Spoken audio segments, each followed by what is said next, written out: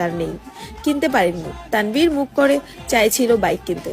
রাজনীতির সুবাদে অনেক জায়গায় চলাচল করতে বাইক থাকলে সুবিধা হয়।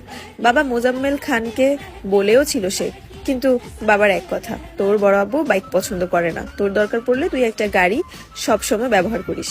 তারপরও বাইক কেনার নাম মুখে নিস না।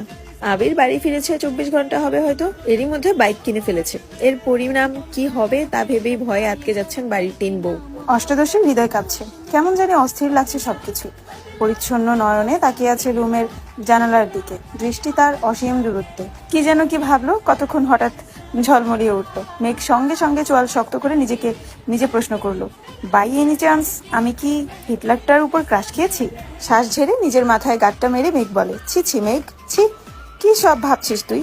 কেউ কি তার চাচাতো ভাইয়ের উপর ক্রাশ খায়? ভালো ভদ্র হলেও মানা যেত, এমন গুরু গম্ভীর বদমেজাজি আর হিটলারের স্বভাবে কেউ কি কারো ক্রাশ হয়?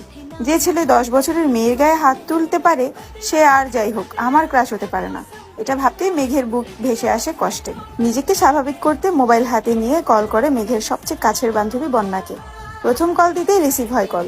বন্যা ফোন ধরেই সালাম দিল, আসসালামু আলাইকুম, কেমন আছিস বেবি? মেঘ, ওয়ালাইকুম আসসালাম, আলহামদুলিল্লাহ ভালো আছি, তুই কেমন আছিস? হঠাৎ আমায় স্মরণ করার কোনো স্পেশাল কারণ আছে? তোর তো আবার ভাঙা ফোন ঠাসঠুস বন্ধ হয়ে যায়। মেঘ রাগান্বিত স্বরে এক প্রকার হুঙ্কার দিয়ে বলে, তুই আজ কোচিং এ আসিসনি কেন? কি যে একটা জিনিস মিস করছিস। কি মিস করেছি বলে ফেলো বান্ধবী, এখন বললে কি আর সেই ফিলটা পাবি নাকি আজব? আরে বেবি বলো তুমি, কাল শুক্রবার কোচিং বন্ধ, আবার দেখা হবে রবিবারে, ততদিন সহ্য হবে না, বলে ফেলো প্লিজ। আমার হাতে এখন আইফোন 13 প্রো ম্যাক্স।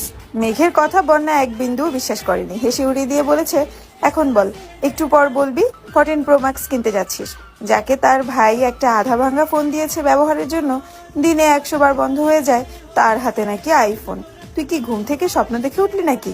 মেঘের উৎফুল্ল মেজাজ আচমকাই বিগড়ে গেল। অভিমানের স্বরে বলল, কাল আবির ভাই আসছে বিদেশ থেকে, উনিই নিয়ে আসছেন আমার জন্য। বন্যা, তাই বল, না হয় তোর যে ভাই সে তোকে এই জীবনে ফোন কিনে দিত না, তোর বাবা দিতে চাইলেও সে আছাড় মেরে ভেঙে ফেলতো। ওয়েট, এই আবির ভাইটা কে রে, যে তোকে ছোটবেলায় মেরেছিল সে? মেঘ মুখ কালো করে উত্তর দিল, হ্যাঁ আমার চাচাতো ভাই। তা তোর প্রতি এত মায়া হলো কিভাবে ওনার? জানি না, শোন তোকে কি বলি। হ্যাঁ বল। আসলে আজকে বিকেলে আবির ভাইকে দেখে ছোটখাটো একটা শখ খেয়েছি। মানে? কি সুদর্শন চেহারা, দাঁড়ানোর স্টাইল, লুক আর অগোছালো চুল দেখে আমার মনটা এলোমেলো হয়ে গেছে। আমি মনে হয় ওনার উপর ক্রাশ খেয়েছি।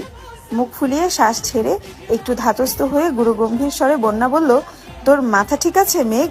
তুই এত বছর যাবৎ বলেছিস এই মানুষটা তোর শৈশব নষ্ট করে দিয়েছে, আজ কৈশোরে পা দিতেই এই মানুষটার উপর ক্রাশ খেয়ে ফেলেছিস। মানুষ রং বদলায়, কারণে অকারণে বদলায়, কথাটা এতদিন শুনেছি, কিন্তু আজ তোকে দেখে মনে হচ্ছে এই কথাটা 100% সত্যি।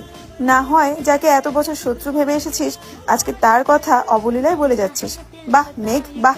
মেঘের নীরবতা বুঝতে পেরে বন্যা আবার বলা শুরু করলো, এসব কোনো বিষয় না বেবি, হঠাৎ করে দেখেছিস তো তাই আহামরি সুদর্শন লেগেছে, বিষয়টা মাথা থেকে ঝেড়ে ফেলো, দেখবি সব ঠিক হয়ে গেছে। আমরা না দুজনকে কথা দিয়েছিলাম একজন বিপথে গেলে আরেকজন সামলাবো, ভুলে গেলি? স্পষ্ট বোঝা গেল মেঘের বদলে যাওয়া অভিব্যক্তি। সহসা নিজেকে সামলে আচমকা প্রশ্ন করে বসলো, আমি কি দেখতে সুন্দর না? আমি কি কারো ক্রাশ হওয়ার যোগ্য না? মেঘের আকস্মিক প্রশ্নে বন্যা কিছুটা হতভম্ব হলো, এরপর কয়েক মিনিট শুধু হেসেই গেল। স্বাভাবিক স্বরে বলল, অবশ্যই তুই সুন্দর, ক্রাশ খাওয়ারও যোগ্য, কিন্তু তুই ছেলেদের ক্রাশ হতে পারবি কি না সন্দেহ আছে। হতে পারিস রাস্তাঘাটের গাছগাছালির রংচটা দেয়ালের গরু